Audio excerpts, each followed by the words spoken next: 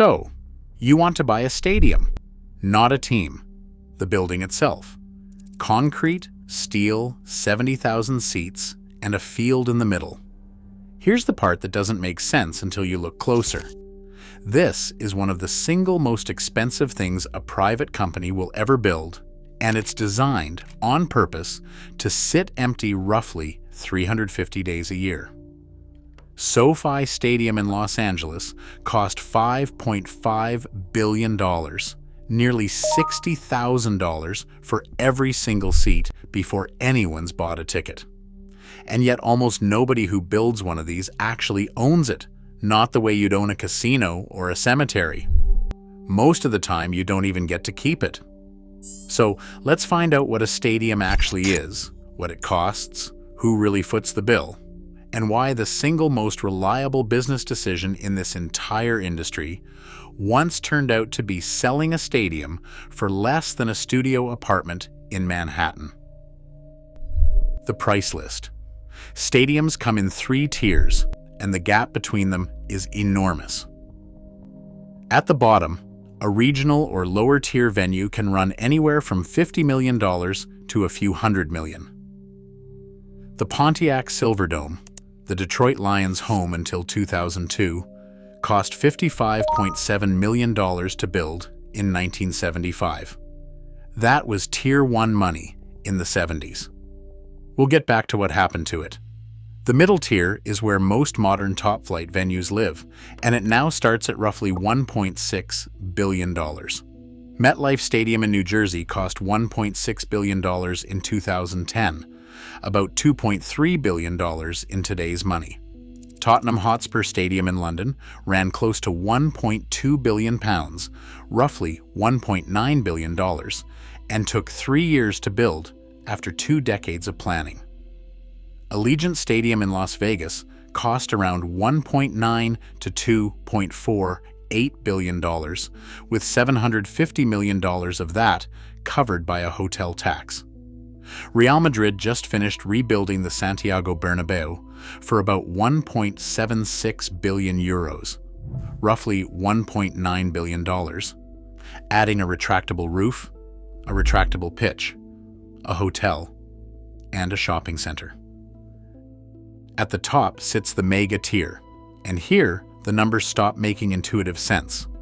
SoFi Stadium cost $5.5 billion, or about $6.84 billion adjusted for inflation.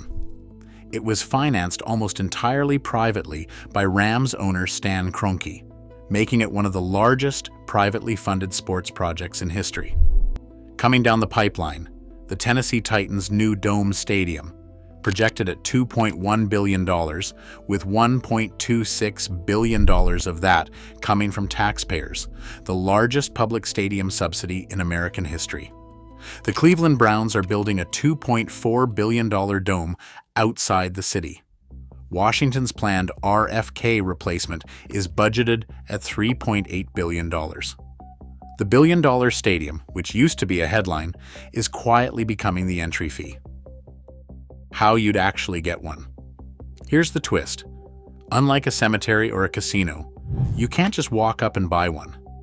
Almost every major stadium in the world is owned not by an individual, but by a city, a public authority, a league, or a club structured as a cooperative. The median public subsidy for a new stadium in the US has climbed to about $500 million since 2010, which means taxpayers in Nashville, Buffalo, and Cleveland are quietly co-signing your hobby before you've broken ground.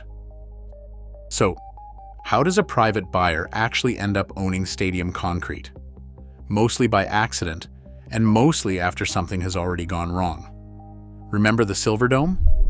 By 2009, the city of Pontiac could no longer afford the $1.5 million a year it cost just to keep the building standing.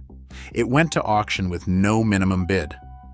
A real estate group from Toronto walked away with the entire stadium, land and contents included, for $583,000, less than a studio apartment in Manhattan. The new owner spent $6 million trying to turn it into a soccer venue. The roof collapsed again, in 2013. By 2015, the same building was back on the market, asking $30 million, and found no serious takers. In 2017, it was demolished. Today, the site of one of the largest stadiums ever built in America is an Amazon robotics fulfillment center. That's essentially the honest answer to how do you buy a stadium? You don't buy a working one. You buy the wreckage of one at a 99% discount after the public sector has already given up on it. Where the actual money hides. If a stadium only hosted its home team, it would lose money constantly. 19 Premier League home games a season, 17 for an NFL team. That leaves most of the calendar with an empty 70,000-seat building, quietly depreciating. So the entire business has restructured itself around one idea. The team is just the excuse. The building is the product. The first hidden income stream is the name itself, sold years before the stadium even exists. SoFi paid a reported $625 million over 20 years, about $31 million a year, just to put its logo on the building, the richest naming rights deal in American sports. Allegiant pays roughly $25 million a year for the Las Vegas Raiders' home. Crypto.com paid $700 million over 20 years to rename what used to be the Staples Center. Nobody signing those checks cares who wins on Sunday. They are renting 70,000 seats of walking, talking billboard space that airs on television more than 50 times a year, and unlike a Super Bowl ad, it does not disappear after 30 seconds. The second stream is the other 350 days. Real Madrid's rebuilt Bernabeu now brings in roughly $1 million a day, not from football but from concerts, corporate events, guided tours, and a museum that alone pulled in $57 million last season, plus an in-house shopping center. Tottenham Stadium runs NFL games, boxing, rugby, a go-kart track, and a glass floor skywalk over the roof, because the club decided from day one that the building had to make money even in the months nobody plays a match. This is the real shift in the industry. A modern stadium is not a sports venue that occasionally hosts a concert. It is a commercial real estate complex that happens to have a pitch bolted into the middle of it. What it costs just to keep the lights on. None of that comes free. Industry estimates put annual operating costs at roughly 2% to 5% of original construction cost for SoFi. That is somewhere north of $50 million a year before a single ticket is scanned. A modern stadium burns through 7 to 15 million kilowatt hours of electricity annually. A single NFL game at AT&T Stadium alone can use over 25,000 kilowatt hours. Minnesota's US Bank Stadium, opened in 2016, was recently told it needs $280 million in maintenance over the following decade, including $48 million in a single year, just to keep a stadium that is barely a decade old from falling behind. Seattle's Lumen Field spent $17.6 million on operating expenses in a single ordinary year. Money that goes out the door in security, cleaning, and electricity, whether the team is winning or the building is simply sitting there between events. Then there's staffing. A single sold-out NFL game needs over 2,000 people working that day. Security, ushers, concessions, medical, parking, most of them temporary contract labor who, unlike the players, do not see a cent of the gate. In Philadelphia alone, roughly 2,500 concession workers are needed just to staff the city's 3 stadiums through a single food service contractor. Scale that up to a global event.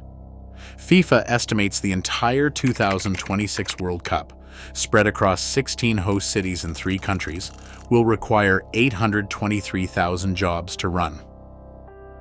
The dark side. Every stadium boom has a companion story about the bill coming due.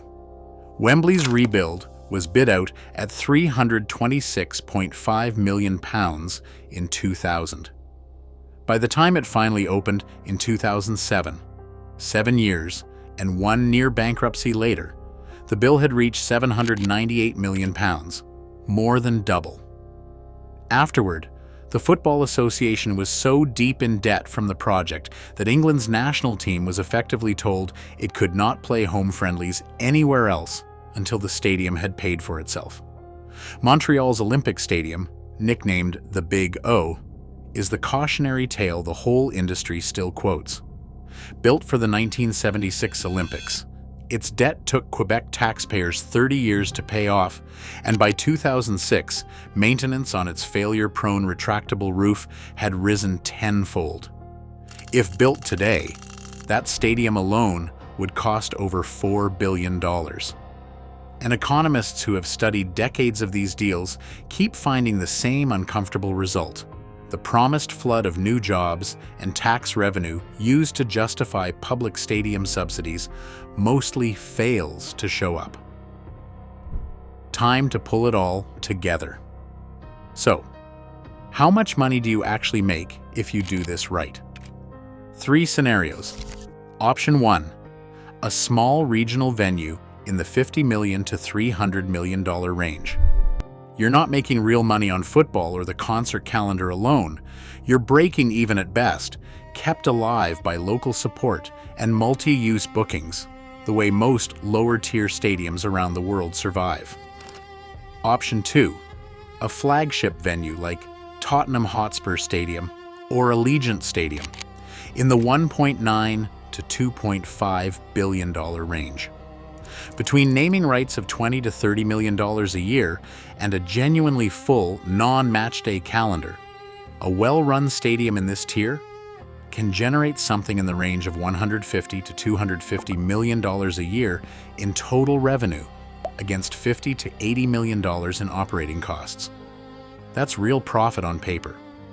Set against a $2 billion construction bill and decades of debt service, though, payback is measured in decades, not years. Option 3, the SoFi tier, $5.5 billion and up. These venues host Super Bowls, World Cup finals, and back-to-back sold-out concert residencies, and they generate revenue numbers no other tier can touch. But the math is almost beside the point at that scale.